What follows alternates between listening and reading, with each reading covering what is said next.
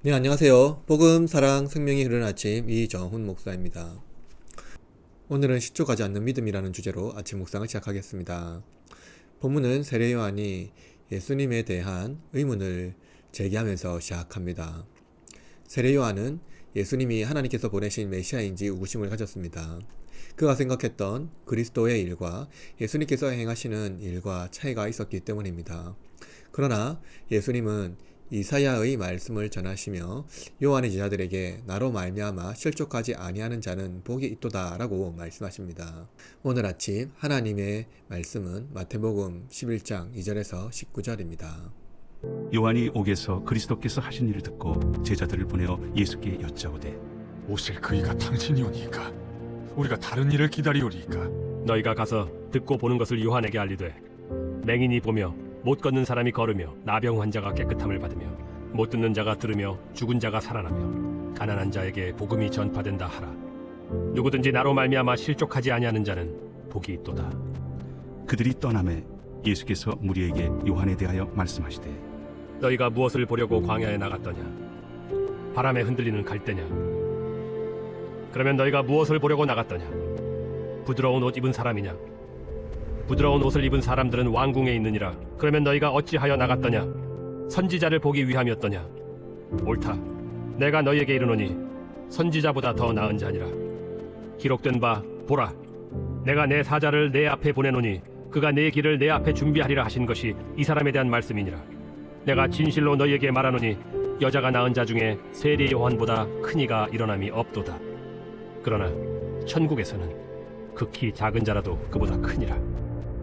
세례 요한의 때부터 지금까지 천국은 침노를 당하나니 침노하는 자는 빼앗느니라. 모든 선지자와 율법이 예언한 것은 요한까지니 만일 너희가 즐겨 받을진대 오리라 한 엘리야가 곧 이 사람이니라. 귀에 있는 자는 들을지어다. 이 세대를 무엇으로 비유할까? 비유하건대 아이들이 장터에 앉아 제동물을 불러 이르되 우리가 너희를 향하여 피리를 불어도 너희가 춤추지 않고 우리가 슬피 울어도 너희가 가슴을 치지 아니하였다 함과 같도다. 요한이 와서 먹지도 않고 마시지도 아니하매 그들이 말하기를 귀신이 들렸다 하더니 인자는 와서 먹고 마심에 말하기를 보라, 먹기를 탐하고 포도주를 즐기는 사람이요 세리와 죄인의 친구로다 하니 지혜는 그 행한 일로 인하여 옳다함을 얻느니라. 세례 요한이 헤로디아의 불의한 시기심으로 인하여 옥에 갇혀 있을 때 예수님이 하나님께서 보내신 메시아가 맞는지 의구심이 들었습니다. 그는 옥중에서도 예수님을 줄곧 관심 있게 보았습니다. 제자를 통해서 소식을 듣고 그가 어떻게 메시아의 일을 하는지 소식을 들었을 것입니다.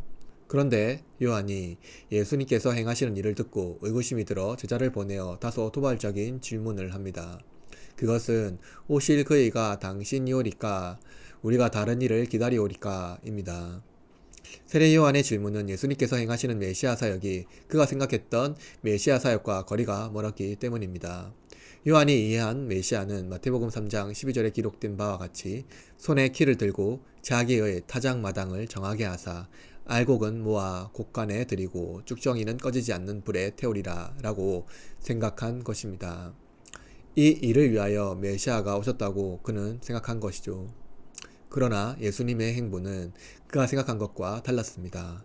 이에 예수님은 세례 요한이 보낸 제자들을 통해서 그에게 선지자들이 예언한 메시아 예언을 말씀하셨고 이 일이 지금 어떻게 일어나고 있는지 가르쳐 줍니다. 그것은 오늘 본문에 기록된 5절 말씀입니다. 맹인이 보며 못 걷는 사람이 걸으며 나병 환자가 깨끗함을 받으며 못 듣는 자가 들으며 죽은 자가 살아나며 가난한 자에게 복음이 전파된다는 말씀입니다. 예수님은 이 말씀을 통하여서 메시아 사역이 무엇인지 가르쳐 주십니다. 세례 요한은 선지자입니다. 그래서 그는 구약의 선지자와 같이 하나님이 세상에 임하는 날, 그날을 심판의 날이라고 생각했습니다. 그러나 무엇보다 하나님이 인간이 되신 이유, 그가 우리와 같이 되셨으며 또 세상에 오신 이유는 심판이 아닌 구원을 위하여 오셨습니다. 요한은 예수님이 심판해야 할 죄인들과 식사하고 있는 모습 때문에 메시아에 대한 의구심이 들었던 것입니다. 그러나 마태는 이 사건을 기록하면서 의미심장하게 그를 기록했습니다. 그것은 요한이 옥에서 그리스도께서 하신 일을 듣고 라고 말하면서 사건을 기록하고 있다는 것입니다. 요한의 의구심에도 예수님은 그리스도의 일을 행하고 계신 것입니다. 만약 요한이 자신이 생각한 메시아와 예수님이 다르다고 생각하고 예수님을 인정하지 않는다면 그도 다른 바리새인과 서기관과 같이 내면의 장애물에 걸려 넘어지게 될 것입니다. 그러나 예수님은 이렇게 말씀하십니다. 누구든지 나로 말미암아 실족하지 아니하는 자는 복이 있도다. 예수님은 요한이 바리새인과 서기관과 같이 실족하여 넘어지지 않을 것이라고 믿었습니다. 왜냐하면 예수님은 구약의 선지자보다 그는 더 큰 선지자라고 말하고 있으며 심지어 여자가 낳은 자 중에 가장 큰 자라고 말씀하고 있기 때문입니다. 이는 세례 요한이 새로운 시대, 곧 하나님 나라가 도래하는 시대의 결정적인 역할을 하고 있다는 것을 말해 줍니다. 그러나 요한도 옛시대 사람입니다. 그는 선지자였고 율법 시대에 속한 사람입니다. 그러므로 예수님은 그가 천국에서 가장 작은 자라고 말씀합니다. 이는 하나님 나라에 속한 사람들이 구약의 선지자 그리고 왕들보다 더 복된 자라는 것을 밝혀줍니다. 예수님께서 우리를 위하여 행하신 놀라운 구원을 경험하고 천국을 침노하며 세상의 모든 고난과 박해 속에서도 믿음을 잃지 않고 실족하지 않는 자는 하나님 나라의 자녀로서 하늘 아버지의 상속을 누리며 놀라운 복을 받을 것이기 때문입니다. 다가오는 시대와 달리 이 시대는 불신앙으로 특징 지어집니다. 이들은 잔치집에도 춤을 추지 않고 애곡해도 가슴을 치지 않는 사람들입니다. 시기와 질투로 타인에 대한 기쁨에도 동참하지 않고 슬픔에도 공감하지 않습니다. 이들은 요한을 귀신 들렸다 하며 예수님을 탐식가요 죄인들의 친구라고 소문을 내며 불명예스러운 낙인을 찍습니다. 그러나 오히려 그들이 종교적인 관행과 옛 율법에 얽매여 기쁨과 슬픔에 참여하지 못하는 영혼의 질병에 걸려 있습니다. 혹시 우리 중에 예수님께서 행하시는 일 때문에 실족하는 분은 없나요? 이웃에게 행하는 예수님의 일이 나에게 일어나지 않거나 혹은 이웃이 잘 되는 일에 대하여 하나님을 원망하는 경우는 없습니까? 슬픔을 당하는 자에게 위로보다는 그가 한 행동을 판단하고 정죄하려고 하지는 않나요?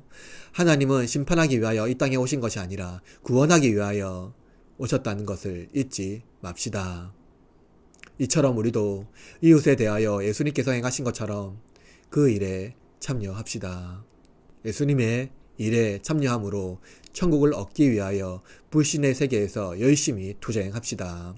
의를 위하여 박해를 받는 자는 복이 있나니 천국이 그들의 것이며 라고 하신 말씀을 기억하고 세례 요한과 같이 의를 위하여 박해를 받으나 실족하지 않고 믿음으로 견디는 신자가 됩시다. 오늘 하루도 실족하지 않는 믿음으로 승리하는 저와 여러분이 되기를 바라고 동시에 우리의 이웃이 실족하지 않도록 돕는 신앙인이 됩시다. 오늘 묵상한 내용으로 다 같이 기도합시다.